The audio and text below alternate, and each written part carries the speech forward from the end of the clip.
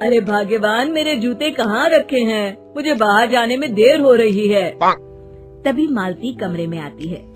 ये रहे आपकी जूते। मैं इन्हें साफ करने के लिए ले गई थी। अरे वाह, तुम कितनी समझदार हो। मेरे बिना कुछ कहे ही सारे काम कर देती हो। तभी मालती झिझकते हुए रमेश से कहती है, सुनिए जी, आपसे एक बात कहूँ, बुरा तो नहीं मानेंगे ना? अरे नहीं नहीं, बेफिक्र होकर कहो। शादी से पहले मैं अपने मायके में नौकरी करती थी।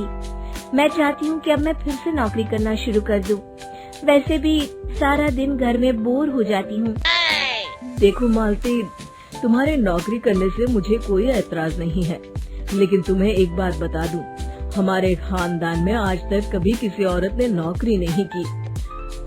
फिर भी एक बार तुम माँ से पूछ कर देखो, अगर वो तुम्हें नौकरी करने की इजाजत दे देती है तो अच्छी बात है। रमेश वहाँ से चला जाता है। फिर उसी शाम मालती अपनी सास के पैर दबा रही होती है। तभी उसकी सास मालती से कहती है, अरे क्या बात है बहू, आज तो ठीक तरह से मेरे पैर नहीं दबा रही। किसी ख्याल में खोई पड़ी है क्या? मैं भी तो जानूं आखिर बात क्या है। दरअसल वो माँ जी। अरे हाँ हाँ बोलो, इतना सोच क्यों रही हो? माँ जी, अगर आप बुरा न माने तो मैं नौकरी करना चाहती हूँ। घर के काम करने के बाद मेरे पास काफी वक्त बच जाता है। मालती की ये बात सुनकर उसकी सास गुस्से में कहती है, अरे बहू, तेरी तबीयत तो ठीक है ना? आज ये कैसी बहकी बातें कर रही है? भला हमारे खानदान में आज तक कभी किसी औरत ने नौकरी की है जो तू नौकरी करने की बात कर रही है, हैं? अरे बहू, तू क्या रिश्तेदारी में हमारी नाक कटाना चाहती है? जितना जल्दी हो सके अपने दिमाग से नौकरी का भूत उतार दे, और अब जा, जल्दी से रसोई में जा, खाना बनाने का वक्त हो रहा है। मालती मन मार कर खाना पकाने के लिए रसोई घर में चली जाती है। अगले दिन, नमस्ते माँ जी, कैसी हैं आप? अरे आओ आओ दिवाकर बेटा, बैठो, मैं तुम्हारे लिए चाय मंगाती हूँ। बहू, जरा एक कप चाय तो लेती आना। फिर दिवाकर एक फाइल खोलकर मालती की सास के सामने रख देता है। ये देखिए माँ जी, ये है पिछले महीने का हिसाब और ये रहे मुनाफे के रुपए। एक बार हिसाब देख लीजिए और इन कागजों पर अपने दस्तखत कर दीजिए। अरे दिवाकर बेटा, मैंने भला आज तक कभी तेरा हिसाब देखा है जो अब देखूंगी? ला बता, कहाँ दस्तखत करूं? तभी मालती चाय लेकर वहाँ आ जाती है और अपनी सास को बिना कागजातों को पढ़े इस तरह लापरवाही से दस्तखत करते हुए देखकर हैरान रह जाती है। अच्छा माँ जी, अब मैं चलता हूँ, फैक्ट्री में बहुत काम है। फिर दिवाकर वहाँ से चला जाता है। कुछ दिनों बाद मालती बाजार में कुछ सामान खरीद रही होती है।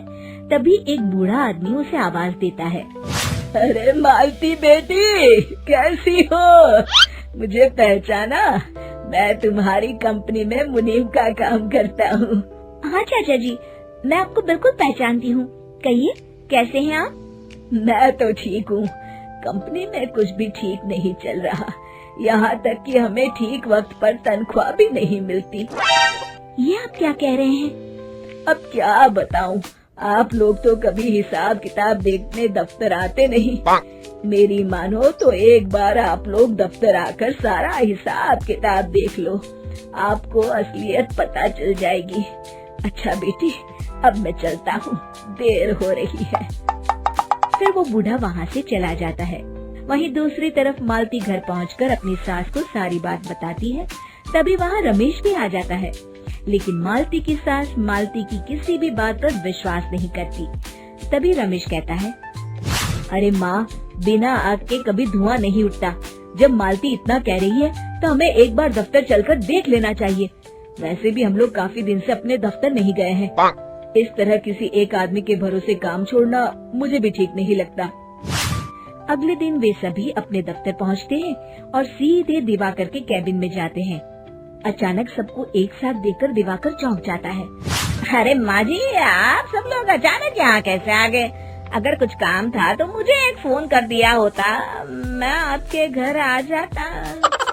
तभी मालती की सास कहती है, अरे दिवाकर बेटा, आज मैं हिसाब देखने दफ्तर आई हूँ, जरा मुझे पिछले 6 महीनों का हिसाब दिखाना तो बेटा।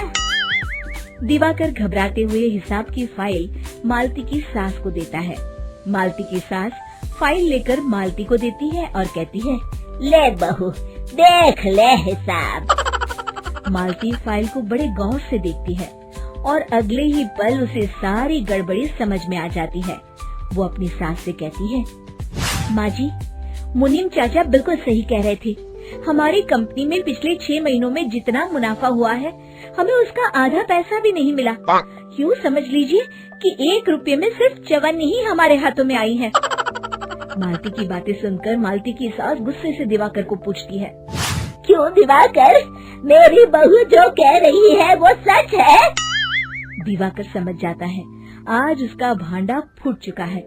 वो गिड़गिड़ाते हुए कहता है, मुझे माफ कर दीजिए माँ जी, मैं पैसों के लालच में अंधा हो गया था। अरे वाह दिवाकर, तू तो एक नंबर का चोर निकला। इतने दिनों से मैं तुझ पर आंख बंद करके भरोसा करती रही और तू मुझे ही चुना लगाता रहा। अभी के अभी निकल यहाँ से और दोबारा अपनी शक्ल मत दिखाना। दिवाकर वहाँ से भाग जाता है। मालती की सास मालती को शाबाशी देते हुए कहती है, बहू, आज मैं समझ गई कि पढ़ाई लिखाई हमारी जिंदगी में कितनी जरूरी है। मैं बहुत किस्मत वाली हूँ जो मुझे तुझ जैसी बहू मिली है। शिक्षा, पढ़ाई लिखाई का इस्तेमाल सही जगह करके हम दुनिया में बहुत कुछ बदल सकते हैं।